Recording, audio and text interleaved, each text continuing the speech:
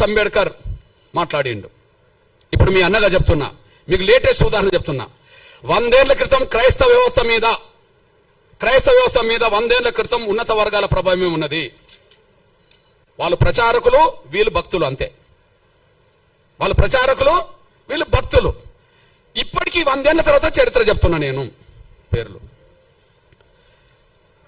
100 ఏళ్ల తర్వాత చరిత్ర చెప్తున్నా, వాళ్ళ పేర్లు. ఇప్పుడు చూడండి, చౌత ఈ తెలుగు నేలను క్రైస్తవ మత ప్రచారాన్ని 99% ప్రభావితం చేసే పెద్ద పెద్ద ఫాదర్ల పేరు, పాస్టర్ల పేరు, బ్రదర్స్ పేరు మీకు చదివి వినిపిస్తా. ఇలా ఒక్క దళితుడి పేరు చెప్తే నేను 100 ఏళ్ల క్రితం 4 పేరు చెప్పాను. 100 ఏళ్ల తర్వాత 10 మంది పేరు చెప్తా. ఒక్కసారి ఆ 10 మంది పేర్లు వినండి. బ్రదర్ అనిల్ కుమార్, వైఎస్ రాజశేఖర్ గారు అల్లుడు. బ్రదర్ అనిల్ కుమార్, వైఎస్ రాజశేఖర్ గారు అల్లుడు. చాలా గొప్ప ప్రచారకుడు, బ్రాహ్మణ్. ఓకే, ఆయన పెద్ద ప్రచారకుడు అని చెప్పి మా బ్యాచ్, ఆయన గొప్పోడు, గొప్ప ప్రచారకుడు అని చెప్పి వీళ్ళు వెళ్తారు. అక్కడ దాకా ఎదగరు వీళ్ళు, కానీ ఎక్కడికి వెళ్తారు? ప్రచారకుడు ఎవరు? అనిల్. ఇప్పుడు మీరు చూడండి, ఒకే చోట ఉండి 100ల చోట్ల వీడియో, అది కెమెరాలు పెడతారు. ఏంటిది అది? డిజిటల్ సంబంధించిన పెట్టి లక్షల మందిని ప్రభావితం చేసే బ్రదర్ సతీష్ కుమార్, లక్షల మందిని ప్రభావితం చేసే బ్రదర్ సతీష్ కుమార్, ఓసీ కాపు.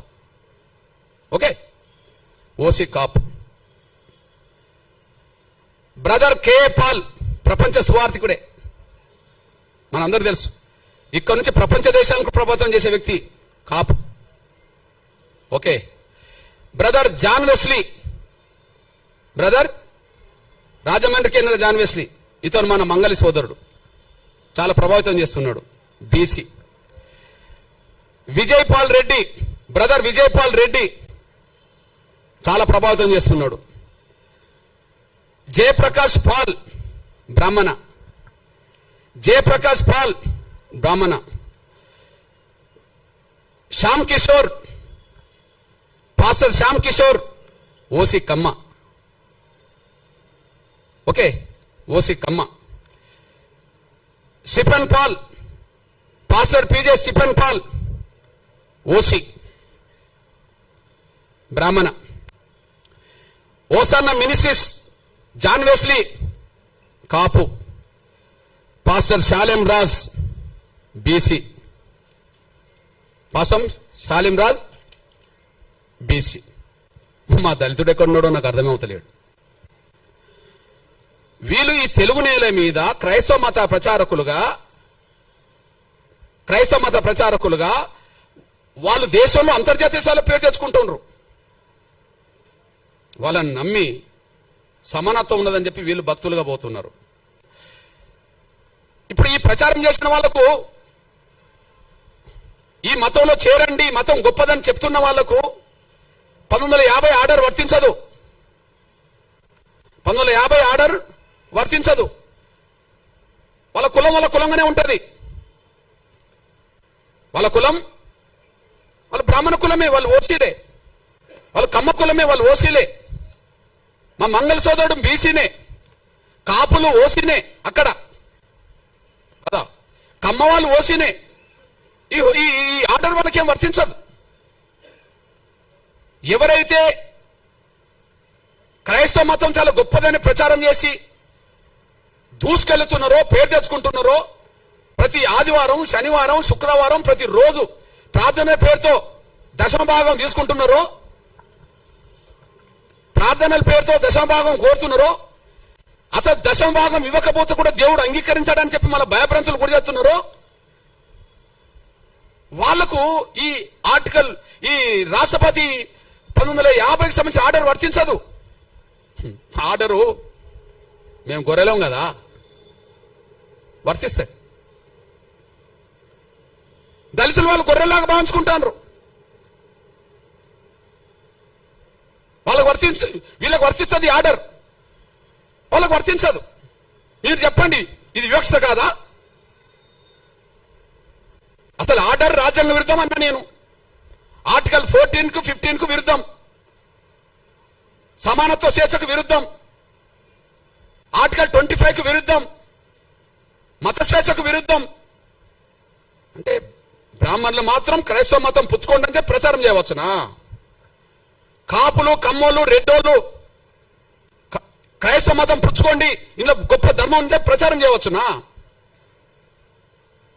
దశమభాగం పేరుతో వాళ్ళు బాగా వెనుకేసుకోవచ్చునా? దళితులు మాత్రం మతం మార్చుకుంటే వాళ్ళు ఎస్సీలు కాకుండా పోతారా? బ్రాహ్మణులు అయినప్పుడు, క్రైస్తవ మతం పుచ్చుకున్న వాళ్ళు బ్రాహ్మణులుగానే ఉన్నప్పుడు వాళ్ళు ఓసీలు అయినప్పుడు, క్రైస్తవ మతం పుచ్చుకున్న వాళ్ళు కమ్మోళ్ళు అయినప్పుడు వాళ్ళు ఓసీలు అయినప్పుడు, కాపులు ఓసీలు అయినప్పుడు, ఓసీలు ఉన్నప్పుడు, రెడ్లు ఓసీలు ఉన్నప్పుడు వాళ్ళకి ఈడబ్ల్యూఎస్ రిజర్వేషన్ వర్తిస్తున్నాయి కదా, వాళ్ళకి ఈడబ్ల్యూఎస్ రిజర్వేషన్ వర్తిస్తున్నాయి కదా.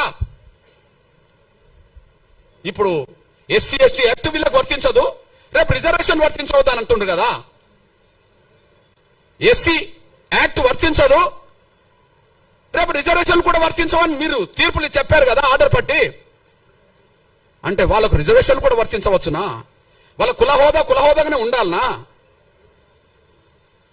వాళ్ళ కులహోదాను ఉండాలి. వాళ్ళ బ్రాహ్మణులు ఓసీ హోదా ఉండాలి. వాళ్ళు క్రైస్తవ మతం పుచ్చుకున్నా ప్రచారం చేసినా వాళ్ళ ఓసీ హోదా పోతలేదు, వాళ్ళ బ్రాహ్మణ కులం హోదా పోతలేదు, కమ్మాల హోదా పోతలేదు, రెడ్ల హోదా పోతలేదు, కాపుల హోదా పోతలేదు. చివరికి మా బీసీలు కొంతమంది ప్రచారకులు, మత ప్రచారకులు అవుతే వాళ్ళ హోదా బీసీలుగానే మంగళగానే ఉంటది. ఇక్కడ దళితులు మాత్రం మా మీద వివక్ష ఉన్నది నిజమే కదా, పోనీ మతం మార్చుకుంటా అంటే పోతా అని చెప్పి నమ్మిపోతే ఎస్సీ హోదా రద్దు చేస్తారా? ఇది వివక్ష కూడిన ఆర్డర్ కాదా? ఇది రాజ్యాంగ విరుద్ధం కాదా? ఇది వివక్ష కూడిన ఆర్డర్ కాదా? ఇది రాజ్యాంగ విరుద్ధం కాదా? మా మీద రుద్దుతారా? మేమేం తినాలి, మేము ఏ విశ్వాసం కలిగి ఉండాలి మా మీద రుద్దుతారా? మేమేం తినాలి, ఏ బట్టలు కట్టుకోవాలి, ఏ విశ్వాసం కలిగి ఉండాలని రుద్దుతారా? ఆ రుద్దడం అనేది రాజ్యాంగ విరుద్ధం కాదా?